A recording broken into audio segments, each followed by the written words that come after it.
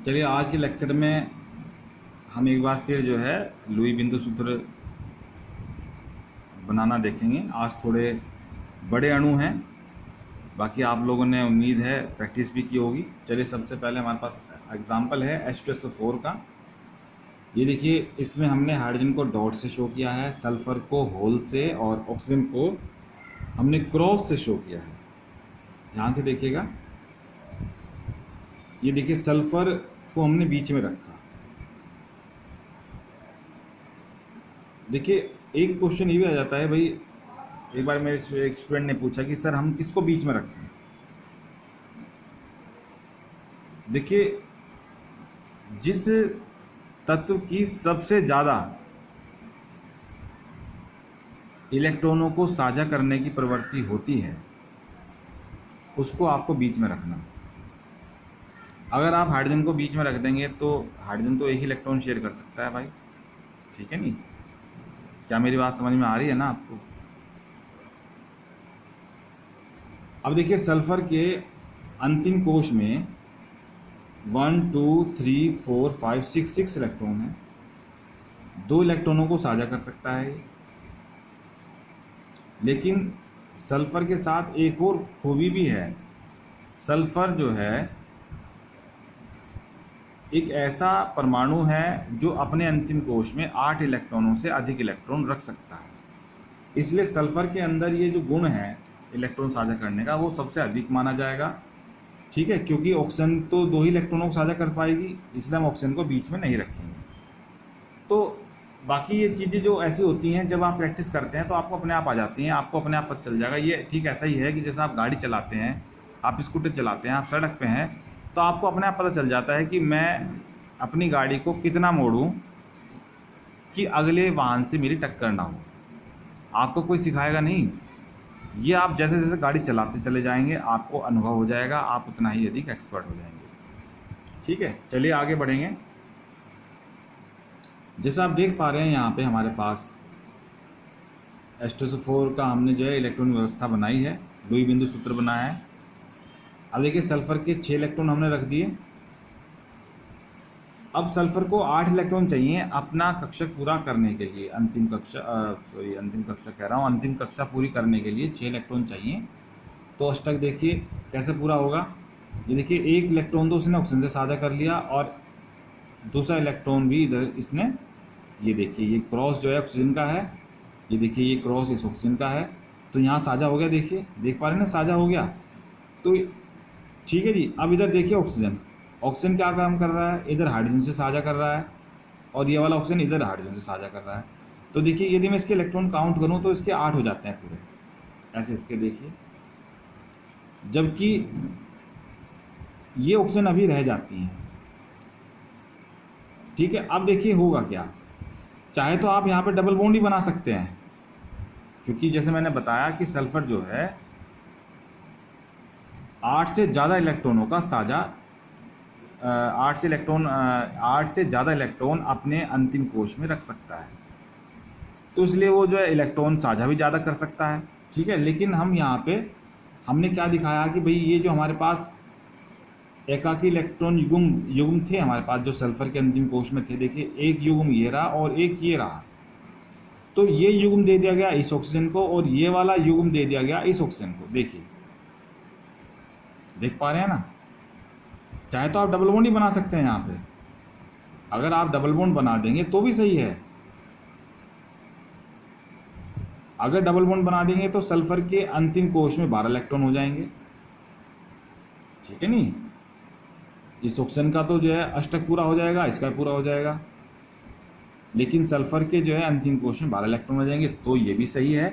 और जैसे मैंने आपको दिखाया ऐसे भी सही है। चलिए आगे बढ़ेंगे। देखिए अगला देखिए सल्फेट आयन। तो सल्फर को हमने डॉट से और ऑक्सीजन को क्रॉस से शो किया है, और जो एक्स्ट्रा इलेक्ट्रॉन आया है उसको होल से दिखा दिया, क्योंकि यहाँ पे माइनस है, तो माइनस का मतलब यह है कि बाहर से कोई इलेक्ट्रॉन आए हुए हैं, ठीक है? उनको हमने एक्स्ट्रा इलेक्ट्रॉन बोल दिया है। देखिए ये इलेक्ट्रॉन व्यवस्था हमने बना दी है यहाँ पे, इसको समझेंगे। देखिए सल्फर के अंतिम कोश में 6 इलेक्ट्रॉन है, देखिए 1 2 3 4 5 6, अब देखिए इस ऑक्सीजन से और इस ऑक्सीजन से इसने डबल बॉन्ड बना लिया, इसका भी अष्टक पूरा हो गया और इसका भी अष्टक पूरा हो गया। अब इस सल्फर को देखिए फिर से, अब देखिए यहाँ पे 2 माइनस आवेश हैं, तो जैसे मैं देख पा रहा हूँ, ये देखिए इस ऑक्सीजन के पास यहाँ पे होल है और इस ऑक्सीजन के पास भी यहाँ पे एक होल है, यानी कि एक इलेक्ट्रॉन यहाँ पे आया और एक इलेक्ट्रॉन यहाँ पे आया है जो बाहर से आया है, एक्स्ट्रा इलेक्ट्रॉन है। तो इस ऑक्सीजन को और इस ऑक्सीजन को सिर्फ अब एक एक इलेक्ट्रॉन की साझे की आवश्यकता है और इनका अष्टक पूरा हो जाएगा। देखिए ये देखिए क्रॉस अब जो है, यानी कि जो ये इलेक्ट्रॉन है ऑक्सीजन का सल्फर के केवल एक इलेक्ट्रॉन से साझा करता है, ऐसे ही इस ऑक्सीजन का एक इलेक्ट्रॉन सल्फर के एक इलेक्ट्रॉन से साझा करता है। तो यहाँ पे जो है देखिए सिंगल बॉन्ड बन गया, यहाँ पे डबल बन गया, ठीक है। अब चलिए देखिए इसका अष्टक पूरा हो गया, इसका अष्टक पूरा हो गया, इसका पूरा हो गया, इसका पूरा हो गया। सल्फर के देख लेते हैं कितने इलेक्ट्रॉन हो रहे हैं। देखिए 4 और 4 8, 9 10 और 11 12। ये देखिए जैसे मैंने पिछले केस में बताया आपको कि सल्फर 12 रख सकता है, तो इस तरह से आप जो है यहाँ पे 12 दिखा रहे हैं तो भी सही है। चलिए आगे बढ़ेंगे। देखिए ये हमारे पास फास्फोरिक एसिड है H3PO4 और ये है नाइट्रोजन डाइऑक्साइड। देखिए आप जो है दोनों सेम जो ऊपर के तरीके मैंने बताए उनसे आप इनको बनाने का प्रयास करें, प्रैक्टिस करेंगे तो आप डेफिनेटली इनको बना पाएंगे, ठीक है। हम आगे बढ़ेंगे, ज़्यादा हम इस टॉपिक पे कंसंट्रेट नहीं करेंगे क्योंकि पिछले लेक्चर मैंने आपको जो है काफ़ी समझाया ये, और इस लेक्चर में मैंने आपको काफ़ी देर में समझा चुका हूँ आपको। चलिए अब अगला टॉपिक पकड़ते हैं। चलिए बात करते हैं, अगला टॉपिक है अनुनाद, जिसको इंग्लिश में बोलते हैं रेजोनेंस। देखिए जब किसी अणु की 2 या अधिक सन्निकट यानी कि लगभग इसमें लिखा है लगभग समान, ठीक है। सन्निकट का मतलब जो एक जैसी हो, लगभग समान हो। जब किसी अणु की 2 या अधिक सन्निकट लगभग समान लुईस संरचनाएं लिखी जा सकती हैं, तब उस अणु की ये सभी संरचनाएं अनुनादी संरचनाएं कहलाती हैं तथा यह परिघटना अनुनाद कहलाती है, ठीक है जी। सरल है, कोई दिक्कत नहीं है। अब देखिए आगे बढ़ेंगे।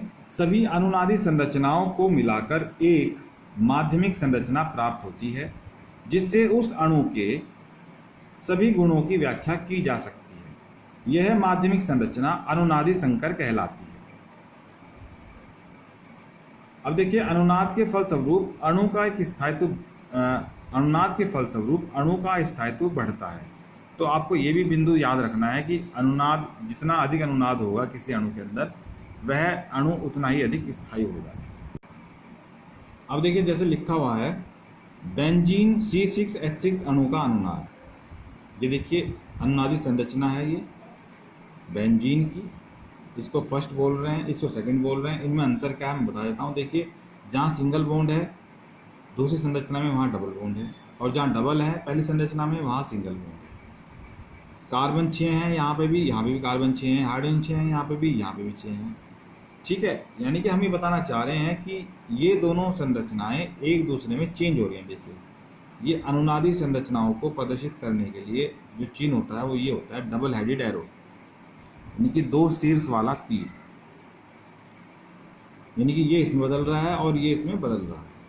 अब यदि हमें इनकी कोई एक माध्यमिक संरचना बनानी हो तो उसके लिए हम देखिए यहाँ आएंगे, इस माध्यमिक संरचना को ही अनुनादी संकर संरचना कहेंगे।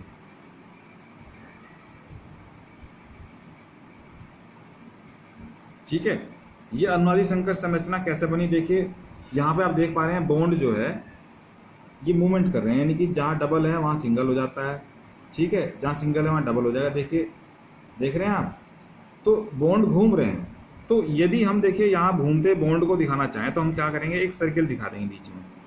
ये सर्किल ठीक ऐसे ही है जैसे पंखा, आपके पास सीलिंग फैन है, छत का पंखा है, उसमें 3 पंखुड़ियाँ हैं, किसी में 4 भी हैं, ठीक है। अब देखिए जब वो रुका हुआ है तब तो दिख रही हैं, लेकिन जब घूमता है तो आपको क्या पंखुड़ियाँ गिन सकते हैं आप? नहीं गिन सकते आप कि इसमें कितनी पंखुड़ियाँ होंगी।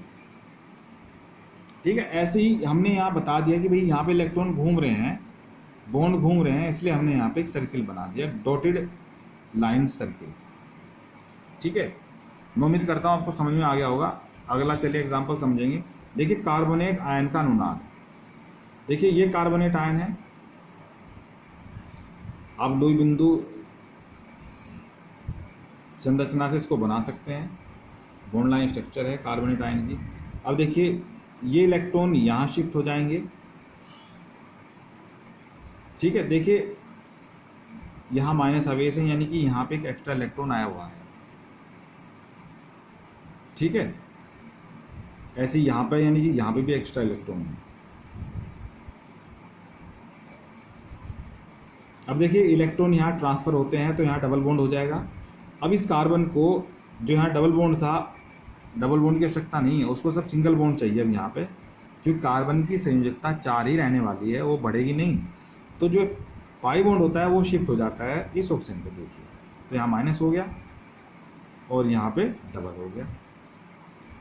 ठीक है, यानी कि इस संरचना से ये सेकेंडरी संरचना प्राप्त हुई आपको फर्स्ट से। अब देखिए थर्ड में जाएंगे। अब देखिए ये इलेक्ट्रॉन यहाँ शिफ्ट होते हैं इस कार्बन ऑक्सीजन के बीच में, यहाँ डबल बॉन्ड हो जाएगा, देख रहे हैं ना आप। अब देखिए अगर यहाँ डबल बॉन्ड हो जाता है तो इस कार्बन को इस डबल बॉन्ड की आवश्यकता नहीं है, क्योंकि कार्बन की संयोजकता 4 ही रहनी है। तो ये जो यहाँ पे पाई इलेक्ट्रॉन था ये शिफ्ट हो जाएगा इस ऑप्शन पे, तो यहाँ माइनस आवेश आ जाएगा। देखिए तो ये सेकंड से ये थर्ड स्ट्रक्चर प्राप्त हुई। तो इस तरह से फर्स्ट सेकंड थर्ड संरचनाएं आपस में चेंज होती रहती हैं। और यदि इन तीनों से मैं एक माध्यमिक संरचना लिखना चाहूँ जिसको हम अनुनाद संकर संरचना बोलेंगे, देखिए ये है, ये इसमें दिखाया गया है कि भाई यहाँ पे देखिए यहाँ पे भी डबल बॉन्ड है, यहाँ पे भी डबल बॉन्ड है, यहाँ पे डबल, लेकिन ये डॉटेड लाइन से हमने शो किया है। इसका मतलब यही है कि ये मूवेबल है, चेंज हो रहा है।